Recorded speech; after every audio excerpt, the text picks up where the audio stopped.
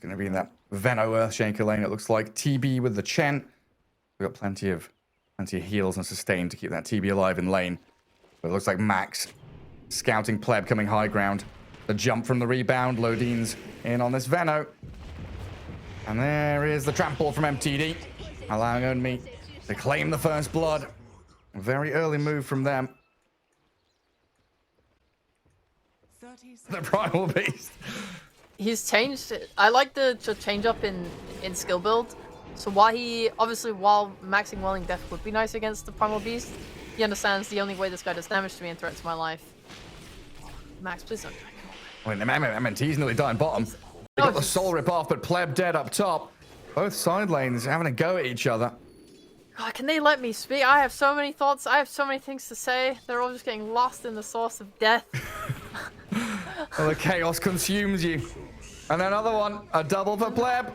Gets the Earthshaker now. So top lane doing very well for DGG. Bottom lane going solid for DGG. Mid lane is the only one where it feels like Ivy really getting the upper hand. Build at level 3 and try and play up. But yeah, you gotta consider going the wards now. Yeah. And then bot lane. Yeah, what a nice lane for Visage. You're lowering the amount of... Oh god, Max, stop, relax, I'm finished. Oh no! Max is dead again. Oh, the Fairy Fire. Raindrops and Wand. That's the Lucent Beam and a final touch from Lodine. Finds another kill on it. Does die to the tower in the end.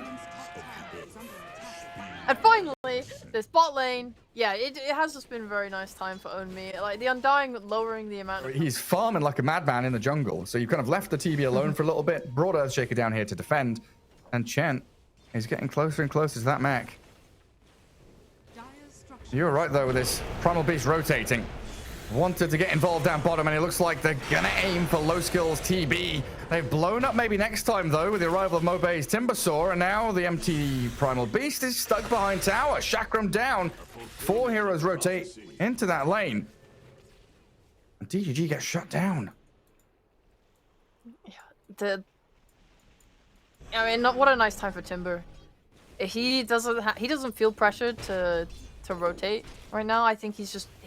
him playing like that, where he's farming and getting his items that he can mid, and then just like rotating with the TP instead, makes the most sense. I don't want to acknowledge it. I don't want to acknowledge it anymore. He's got 3 denies. We're going to be breaking records at this point. We need Knoxville in here to be saying, yeah, there's maximum 4 denies per game from a single player.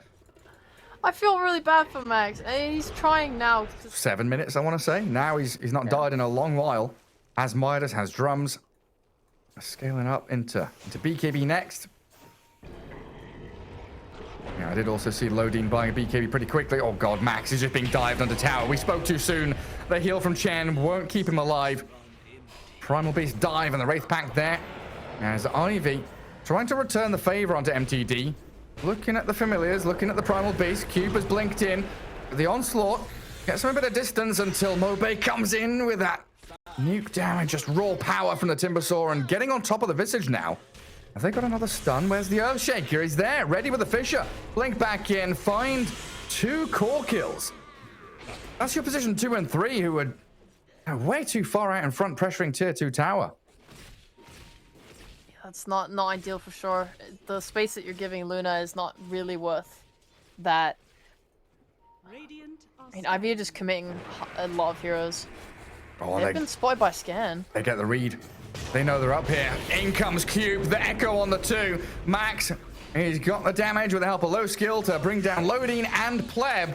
So 4 kills in quick succession there. 3 core heroes dying on the side of DGG. Ivy really hitting that momentum hard.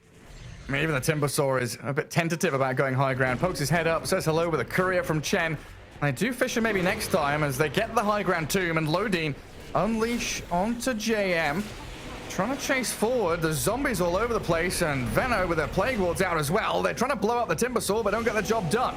Mobe, Timber chains away. He's healed back up, and MTD, the first core to fall as Pleb. He's got a TP home. No stuns, so he does successfully retreat, but now this means Roche's first poke up the ramp towards tier 3s, but like you've been saying, this lineup and the fact they've got a Terrorblade and he has Aegis makes life so much easier for them to break the base.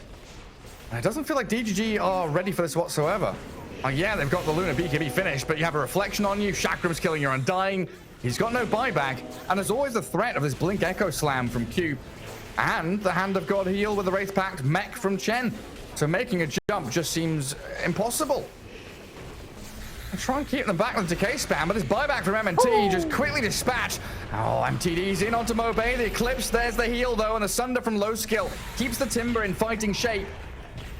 Caught up by a Primal Beast, but they're just lacking that additional damage to burst people down. Iraqs are now falling, and another great fissure from Cube into the Blink Echo finds the two cores. He'll get pushed around by the onslaught. Low skill still has that Aegis though, so a second life for him as Ivy clearing through DGG heroes left and right, forcing another 2 buybacks. They've delayed the Rack's death, but it will inevitably. The same on the other side. They want to kind of stand their ground, you know, set up in an area of the map on an objective, stand their ground and fight around Tombstone, fight around your Luna who wants to sit there glaving people down. But the fact that the Radiant are ahead and had Aegis there, what, 18k to the good, means that these clash of styles, if you're behind, you're behind. You're not able to match the same kind of play style. And now Undying dead for another 40 seconds means low skill can just come and plonk himself in front of a tier 3, whack away at the towers. And again, DGG, they have to make some kind of miracle happen. I don't know, manifest a magical moment here to get in behind, but Mobay's already blown up your MTD Primal Beast. Luna's hunting for the Chen and did wrap around, but the Blink Echo from Cube locks her down. That's Pleb destroyed even through the BKB, and that's gotta be game now. 3 heroes dead, no buybacks. TB still has this metamorphosis going, and Timbersaw just walks up to high. 6 seconds for Luna, 40 for the Marcy. Plenty of time here for Ivy to start breaking these tier 4s. Looks like they're a little afraid of the Tombstone. They come into the back looking for Own Me. Did get off his little stone form there as MTD slapping Max, but they lack the damage they need.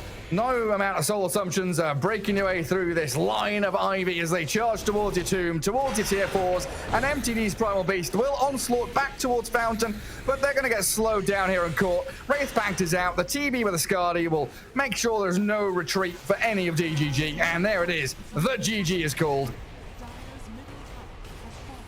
Luna with a commiseration ulti. Dies in the end.